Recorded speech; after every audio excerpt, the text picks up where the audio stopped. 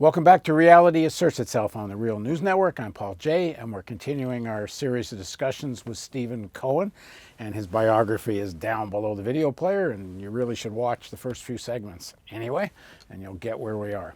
Thanks for joining us again. Thank you. So, I've watched several of your interviews. You've done Larry King and others, and you've been, positive about Trump's attitude towards sort of a détente, lowering tensions with Russia. And in terms of my personal view, I think you're right. I think anything that lowers tensions between two nuclear powers is a good thing. And I think this self-righteous American attitude towards Putin and Russia, when you look at the scale of crimes committed by countries internationally, there is nothing that Russia has done that compares to the Iraq War, and go on with what the United States has done. And to have some self-righteous attitude. Two, it's clear it's so hypocritical to worry about political rights in Russia, because it's clear in terms of U.S. foreign policy, if you can ally with Saudi Arabia, the Israeli occupation, and you name it, how many dictators the United States has supported over the years, it's not about democracy. So whatever Trump's intent is, I think I agree that this is a good thing. I actually think Trump framed it quite well himself, where he said, Russia's not our adversary, they're our competitor, the way other big capitalist countries are competitors. I think all that makes sense. Where I push back is I think you need to add that one of the prime reasons Trump wants to diminish tensions with Russia, assuming he really does, because some of the people that work for him, Nikki Haley in the UN and others, have said as outrageous stuff about Russia as any Democrat has said. All that being said, I think the Trump presidency is one of the most dangerous presidencies ever, because and he is planning, and his whole foreign policy agenda has been regime change in Iran. And I think that if they don't accomplish that through economic warfare against Iran, with John Bolton there, the possibility of some kind of at least bombing attack on Iran before 2020 is very possible.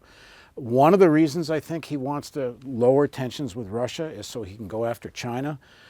His acting defense secretary justified this new military expenditure with the new budget, the $765 billion budget, with three words: China, China, China.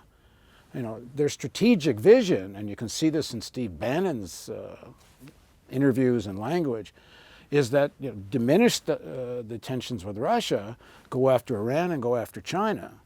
And I think one needs to say this, otherwise it kind of looks like Trump is some kind of peacenik, and far from it. I think they're militarists.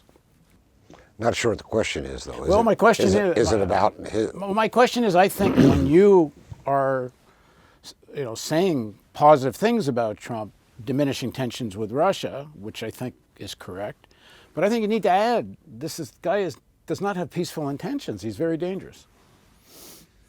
I live in a social realm, to the extent that I have any social life at all anymore, where people get very angry if I say, or anybody says, anything positive about Donald Trump.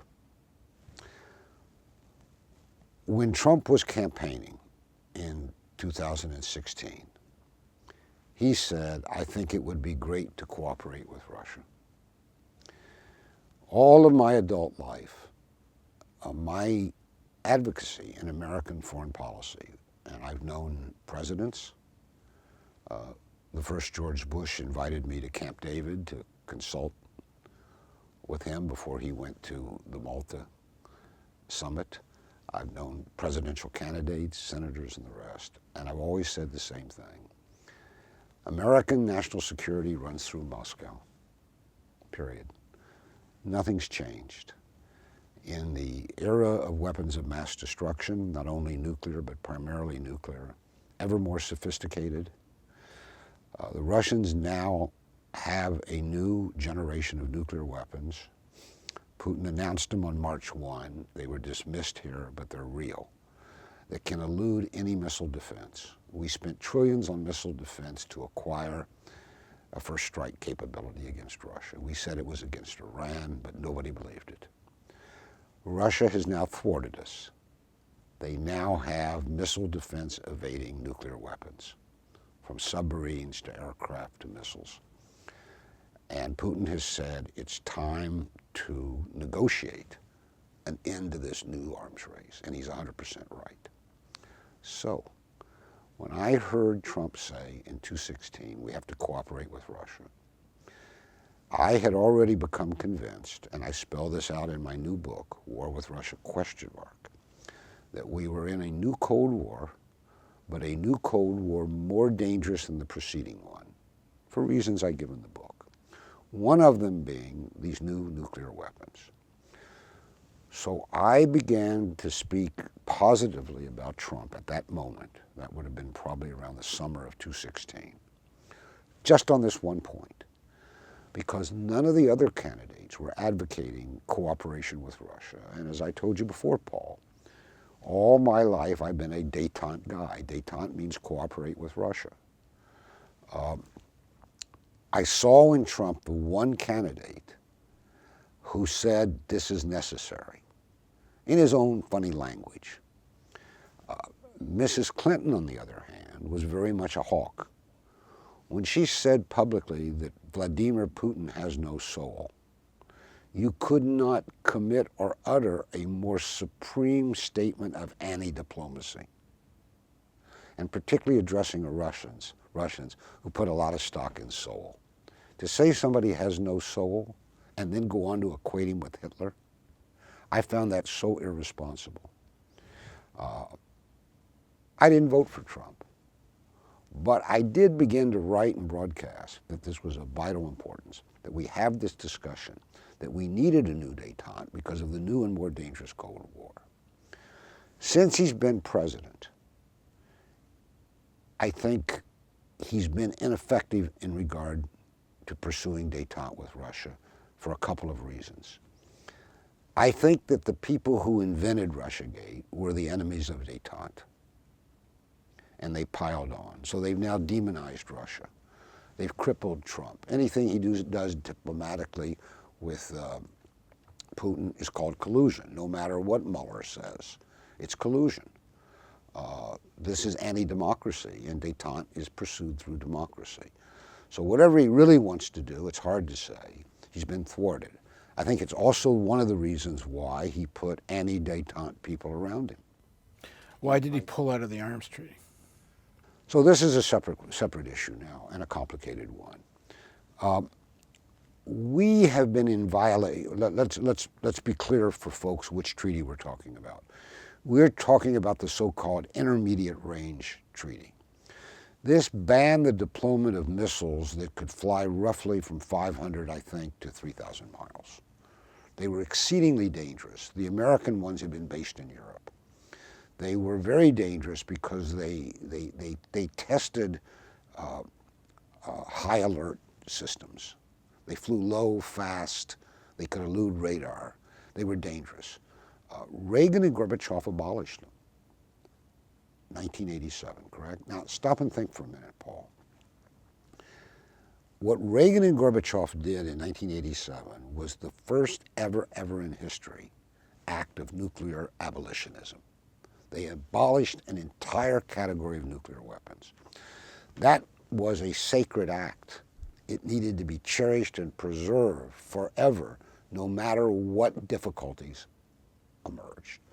But then comes a history, and we need to remember the history. In 2002, the second President Bush withdrew the United States unilaterally from the Anti-Ballistic Missile Treaty, correct? Now, this treaty was related because it forbid the deployment of so-called missile defense in a way that either side, American or Russian, could think that it had such great missile defense, it had a first strike capability. And everybody agreed nobody should think that. Mutual assured destruction had kept us safe in the nuclear age. But if Russia or the United States gets a first strike capability, then you don't have assured mutual destruction, and some crazy person might be tempted to risk it. So how did the Russians react to that? They began to develop, as I said before, when we began to deploy missile defense, a new generation of weapons. In other words, you're getting this classic action, reaction that drove the previous nuclear arms race. And now it's happening again. So that brings us to Trump's decision. We don't know yet where it's going to lead because Trump has said he said we're withdrawing. He said the Russians have been in violation. But in fact, we've been in violation since we deployed the missile defense systems. Just for the record, by the way, and Professor Theodore Postel at MIT has been very good about this. These missile defense installations that we've installed around Russia, land, air, and sea, can actually fire cruise missiles. They are in violation of that intermediate range treaty. So we've been in systematic violation. Push has come to shove. We withdrew. The Russians have now withdrawn. But Trump has said two things that are interesting and maybe correct. That technically the treaty was out of date because of the new weaponry. And secondly, who has the most cruise missiles? China. What was it, 30 years ago, whatever. In 1987, it was only the United States and Russia, Soviet Union. But now China, because of its vast regional presence, has all these intermediate range missiles. So Trump says offhandedly, maybe in a tweet, have you ever looked at the military budget of Russia, China, and the United States? It's obscene. We should cut it. What does that mean? What does that mean? It's a good idea, right? Then he said, we can't have such a treaty without China. The Russians know this too. So let us hope that what they're stumbling toward is a new modernized intermediate range ban that would include China. China, however, will never sign it. But if they begin the negotiations and China doesn't deploy anymore during the negotiations and the negotiations go on indefinitely, we are safer than we now are. Now, do I think that Trump is cunning and thought this up? I'm not sure. But he's got China on the mind. And I don't quite agree with you that he's got a kind of dualistic attitude toward China.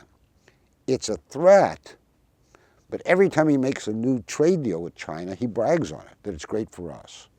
You would agree with that, right? He's always talking about, we're going to have this wonderful trade agreement with China that's going to be so good for us.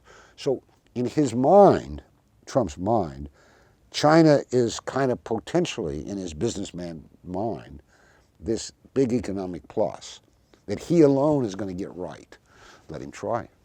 I don't know how much of this policy at all is Trump or not Trump. I think the brains behind a lot of this policy now is Bolton and some of the other neocon crazies around him. Look, Trump has been saying the same thing about cooperating with Russia long before he took on Bolton. Yeah. Now, there's two ways to look at this. But his attitude towards China. Right. Well, but just stay for 1 minute on Russia, because the China thing is worth talking about too. But he says, almost alone, for the first time, how long has it been since we had a president really pursue détente?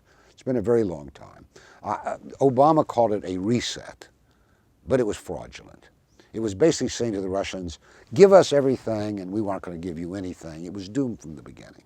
Plus, they wagered that Putin wouldn't return to the presidency. Do you know, by the way, speaking of meddling, that Biden went to Moscow and told Putin not to return to the presidency in 2012? No. No, wrap your head around that a minute. The vice president of the United States goes to Moscow and tells Putin, who's now prime minister, because he termed out, but he could return, right? We don't think you should return to the presidency. So you know what I'm wondering? I'm wondering whether Biden's calling up Putin today and asking Putin whether Biden should get into the presidential race here. I mean, what the hell? What the hell? And we talk about meddling. So the point about Trump, to finish this, is for the first time in many, many years, a presidential candidate, one that I didn't vote for and didn't care for, had said it's necessary to cooperate with Russia. Okay, but Something I think you've got to believe. contextualize it, because it's not enough. Because first of all, Trump's a big liar, and everyone from beginning to end, for real. Politicians lie, Paul. No, Welcome but to I the think he world. lied on Russia. About what? Well, on two things. I think number one, lied I think two things drove Russia. Let me get my word, then I'll give it to you. I promise I'll pass it right to you. Because this is going to set you up beautifully. When he said, Trump, 2016, it's necessary to cooperate with Russia, there are two ways to interpret that. He was wise and smart, or the Kremlin had something on him. No, I don't think either of those are true. And then we go straight to Russia. Neither of those are true. Well, I'm not saying you say that, but that's the way it was taken. No, I think there's two things drove the Russia thing. Number one, they wanted sanctions lifted because Tillerson and the American oil companies, especially Exxon, wanted a big energy play in Russia, and they needed to lift the sanctions to do it, and Tillerson was all positioned for it. And if it hadn't been for this whole Russiagate stuff, they would have sailed along, had a détente, lifted the sanctions, and had a whole realm of new energy. You mean under Trump? Under Trump. And I think that would have been a good thing. I'm not critiquing that in the sense that anything that reduces tensions between the United States and Russia is a good thing. Normalizing, even if it's exploitive and ripping off the Russian people and their oil, I don't care. The nuclear threat is so paramount. Anything that reduces those tensions are good. But these are not peacenik tensions. Where do we disagree? You've lost me. I'm not saying we necessarily disagree on this. The second part of it is, and this is where I think is the dangerous part, because I think sometimes when Trump and Putin get together and talk quietly, part of that conversation could well be about Iran.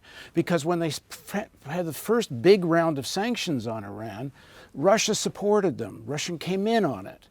And if your foreign policy objective, and clearly it is, between whether it was Flynn or whether it was Mattis or whether it was Bolton, all of them are regime change in Iran is the prime objective. And if you want to do that, wouldn't you want Russia to, at the very least, I got you now. Step back a little bit? I see where you're going.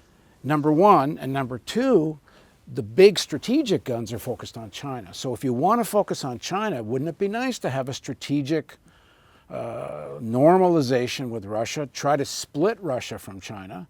Because in their minds, the real enemy is not Russia. The real enemy is a superpower and economy. In whose mind? Much of the American foreign policy establishment, both Democrat and Republican. Republican. The real enemy is? China. Because that's the global economy that's going to be the competing superpower. Let's say you're right.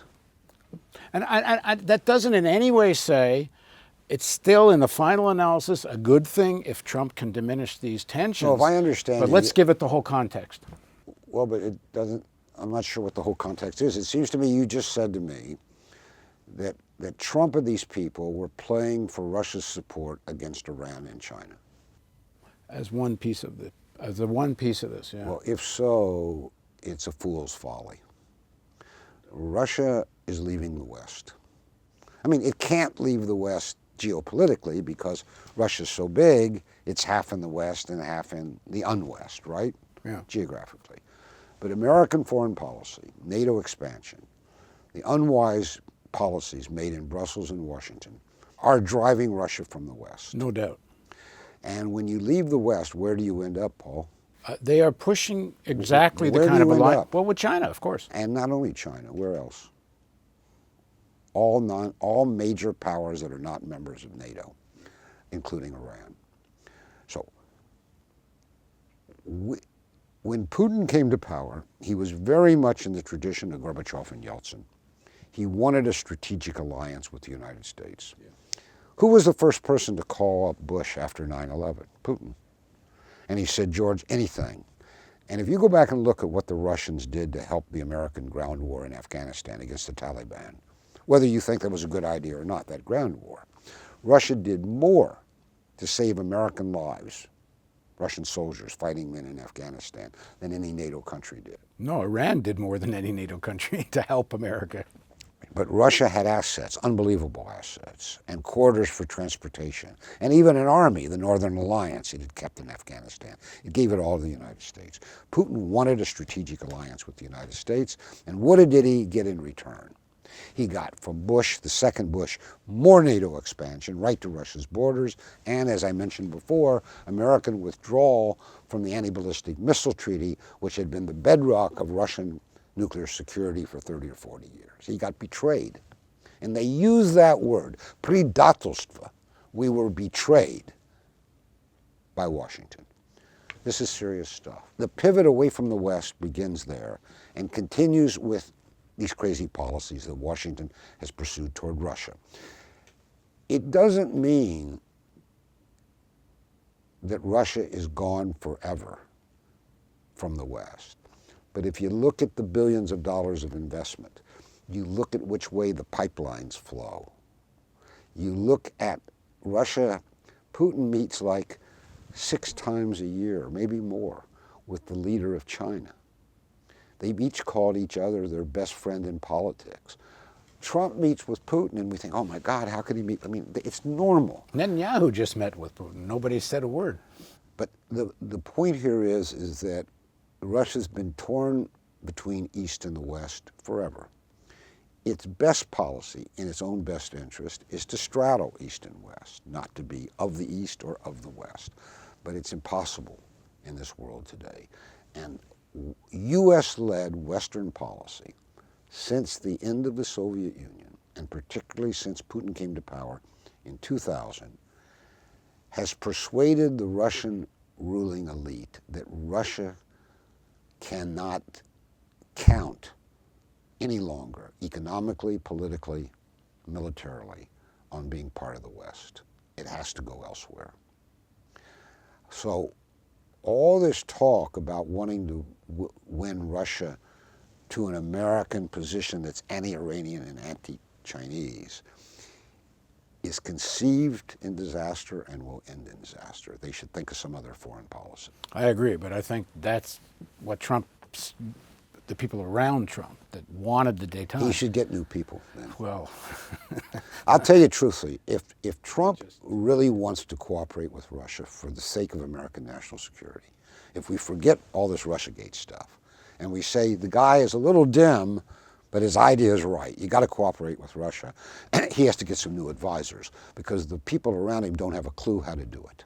I don't think that is the intent. The intent is make money. I don't think there's any other intent. Make money for arms manufacturers, Hope dies less. fossil fuel. Hope dies less. I just don't see that constant bashing of Trump, demeaning him, though it's so easy to do, helps us think clearly about American national interests. I don't think bashing Trump by dredging up the demons of the Cold War is anything but warmongering. On the other hand, I don't think we should create any illusions about who Trump is. So let me give you, depart with a paradox. We shouldn't have any illusions about who Trump is. That seems like who the system is, really. Okay, so let's say, that seems a sensible point of view. But let me ask you a question. Why was it that American presidents since Eisenhower could do détente with Soviet communist leaders? And they weren't demonized after Stalin. But we're not permitted, and certainly Trump is not permitted, to do détente with a Russian Kremlin anti-communist leader, which Putin is. Did we like the communists better than the anti-communists in the Kremlin? No, I'll give you what I think. It's just a layman's opinion. I think the foreign policy establishment, the elite, they were absolutely furious that after all these decades of trying to overthrow the Soviet Union, and they finally accomplish it, although I think it was mostly an internal phenomena, but still. And then they get Yeltsin, and they have an open Wild West grabbing all these resources. I think they were really pissed that a state emerged, led by Putin, that said, hold on, it may be oligarchs, but they're going to be Russian. And you Americans aren't going to have a free-for-all. Taking up the resources and owning the finance. We're not going to be, a third world country to your empire. That's correct. And they're pissed off at that. They meaning the Americans. our people. Our people. Well, I don't want to even take ownership. Don't run them. away. Yeah. I don't know your age. I'm 67. So we've established that I'm older than you. No doubt. But you look younger. I'm pissed at that. Well, that's a separate subject. You got more hair. I got more hair. You've distracted me. What we share, despite the age difference, is that we grew up at a time when we were told, whether you or I believed it or not, but our generations, 2 generations, were told that we were against Russia because it's communist. We were told that for decade after decade after decade. Now, Russia, the Kremlin, is not communist. It's anti-communist. And we're still against Russia. How do Russian intellectuals and policymakers interpret that turnabout? That it was never about communism. It was about Russia. There's a saying in Russia, formulated by a philosopher. His name is Zinoviev. He passed on, but he's very influential. They were shooting, meaning the West, they were shooting at communism, but they were aiming at Russia. And the view, very widespread among the Russian policy intellectual class today, is that Washington, in particular, will never accept Russia as an equal great power in world affairs, regardless of whether Russia is communist or anti-communist. And if that is so, Russia has to entirely reconceive its place in the world and its thinking about the West. And that point of view is ascending in Russia today, due to Western policy. But just remember, the view that all during the previous Cold War, they claimed they were shooting at communism, but it was really Russia.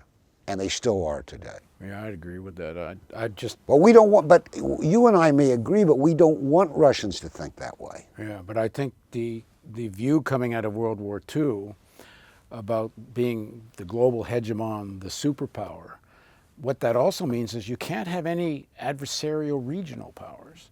And whether it's Russia or Iran, if you're not in the American sphere of influence, umbrella, and yet that's you funny. can't be there. It's funny you say that. I mean, I'm not a Putin apologist or a Trump apologist, but I do like intellectual puzzles.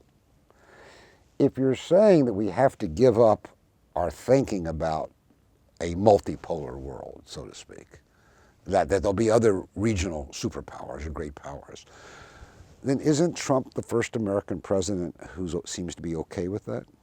I don't see in Trump much demand that we be number one. Oh, I think make America great again. But he didn't say make America number one again. I don't Maybe that's what he means, but you don't have in I don't Trump... think it kind of matters what the hell Trump thinks or says. I mean, think have you heard Trump say this thing that Obama and Madeleine Albright ran around saying for years, that America's the indispensable nation? Do you know how aggravated that made other states in the world? I mean, stop and think about it. Who runs around saying we're indispensable? I haven't heard Trump say that. Maybe he has. I just don't think we should put too much weight into whatever Trump says. I think he's a vehicle.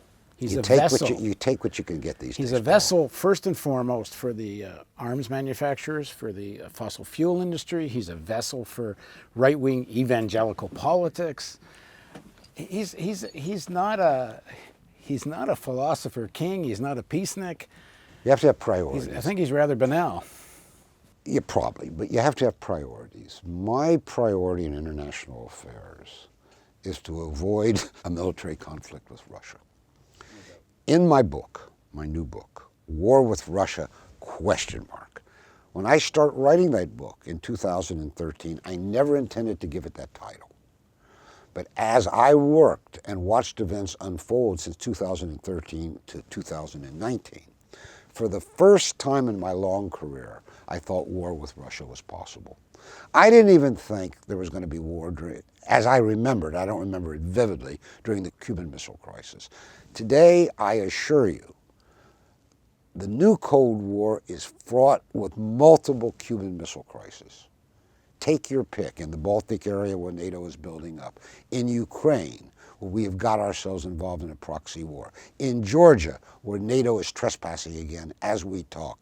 In Syria, where American and Russian forces are flying and fighting in the ground in close proximity. By the way, Trump was absolutely right in withdrawing those, what were they, 3,000 Americans in Syria? Because what if a Russian had killed just one of them? With Trump in the White House?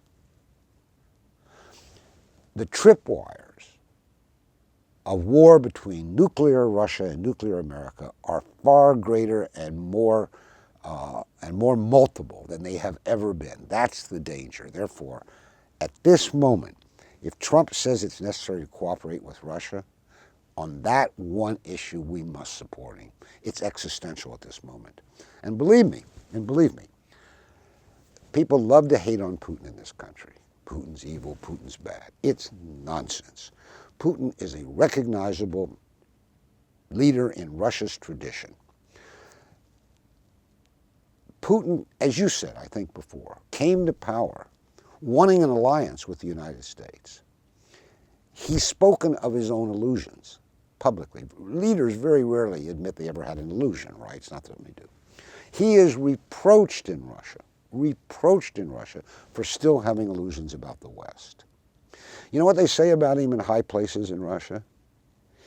He's not proactive. He just reacts. He waits for the West to do something abysmal to Russia, and then he acts. Why doesn't he foresee what's coming? What do they cite? They cite Ukraine. Well, that's the next segment, because my question to you is going to be, did Putin make a mistake in Crimea? So please join us for the continuation of our series of interviews with Stephen Cohen on Reality Asserts Itself on the Real News Network.